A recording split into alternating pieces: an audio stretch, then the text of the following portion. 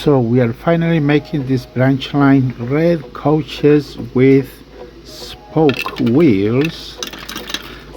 Here's the chassis.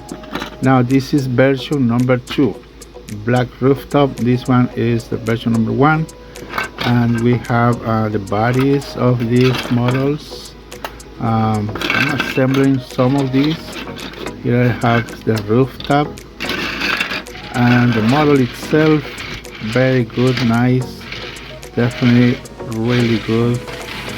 Check the link in the description. There is 2 links, one for PayPal, which you save $10, or you can either buy it on eBay, which is $10 more. Here's the model. It's the same height, or it's the same tall as the Annie and Plarail. So there's no problems on clearance with the bridges, under bridge or roof underpasses. So here's the other model. So you can buy 2. I had a few customers that they bought 4 and 5 at the same time of this previous model, but right now we're making this.